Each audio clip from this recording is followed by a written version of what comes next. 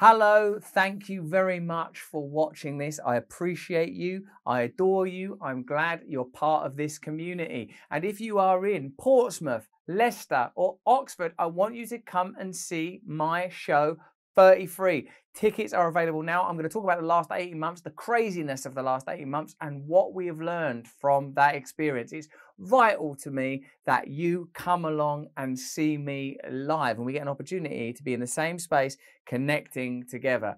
The dates are all here in the description, and there are tickets elsewhere, but Leicester, Portsmouth and Oxford are particularly where I want you to go. Now, did you know that I answer your questions when I do these videos? The first one is from Louise F. Now check this out. Louise has got a genuine inquiry. I've not read it before. Let's see if I can answer it.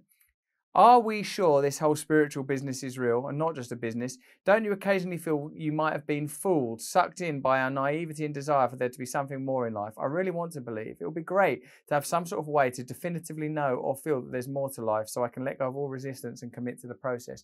Now, one of the great questions about faith and belief, Louis or Louise, it might be Louis, is it's difficult to know because we're only sort of operating within the realm of the known and the knowable. If you've never had a powerful meditative experience, an epiphany, or a plant medicine induced experience, you will not perhaps know that your own consciousness, your own perspective of reality is something that can shift and alter.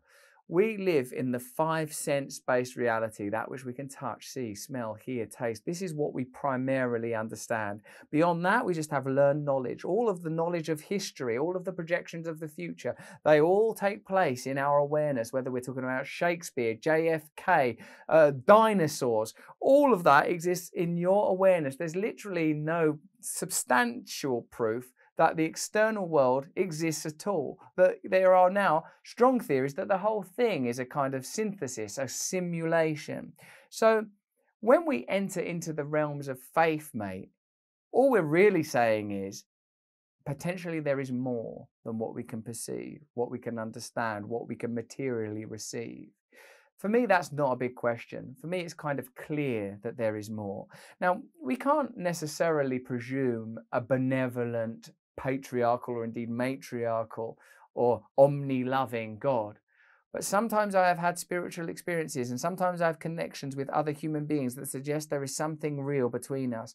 Even if you are an atheist, when you go within and you feel your feelings and think your thoughts, there's something else in there with you. It's difficult to determine and define and to describe because it's by its nature a mutable entity. But I'm telling you, there is more to reality, more to life than that which is already known. To enter this realm, we require the kind of trajectory and the projection of faith. Now, remember, if you want to engage in that conversation more, come see me in my live show. There's a link in the description. Here's another question. This one's from Micah. How do you stay so calm and positive? I'm not always calm and positive. Sometimes I feel negative. Sometimes I feel down. Sometimes I feel afraid. And frequently I don't feel calm. But what I try to do is acknowledge that when I'm in those states, I don't want to maintain them. I don't want to stay in them.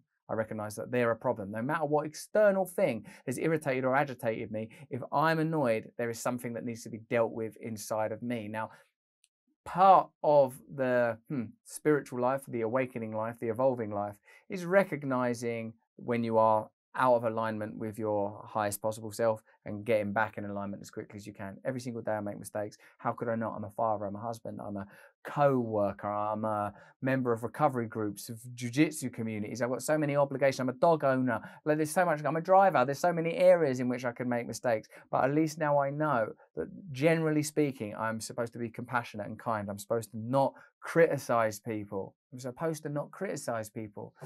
So difficult, Micah. So what I have is some principles by which I live, and some principles and values are necessary. Other people's principles and values may vary from your own, but it's important that you have some and that you try to live by them. I do not have the worst life, Micah continues, but I'm a very unhappy kind of guy. I'm well known by my friends and family to have the worst luck of most people. So I ask of you, how do you not get bummed out?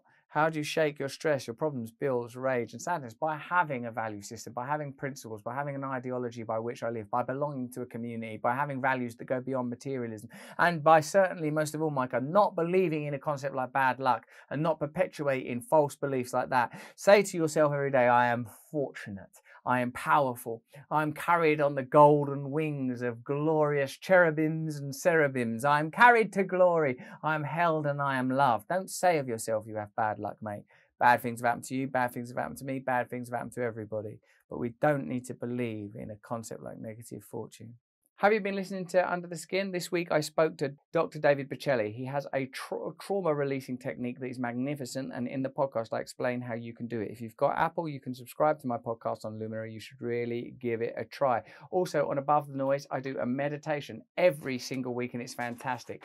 My YouTube videos are terrific as well. You should be watching them. Ones like, there's a great one on Microsoft that I love about how Microsoft are the OGs of the corruption game. You'll really enjoy it. And there's a brilliant video about psychedelics and mental health, which I'd love you to enjoy. All of the links are available in the email and all of them are available in the description for this as well. Here's some comments from last week's video. 67-Old Coach, Luminary podcasts are wonderful. Thank you so much for enriching my mind and soul. I'm deeply grateful. Thank you. Gingeram, thank you for presenting our little lives. It was way emotional and inspirational. I think you are the greatest and most honest and caring communicator today. You have the magnetic personality and command of language of people like Bishop Sheen, Alan Watts, and of course Shakespeare. I'm glad you will be doing live performances. I'm sorry I can't be there. I'm not in England. But if you are in England, particularly in the places I've said, Leicester, Oxford, Portsmouth, come see me. Tickets are available on my website. There is a link in the description. I'm sorry about this visible part of my body, but let me tell you, there's a lot more important things for you to concern yourself with than that. Lots of love.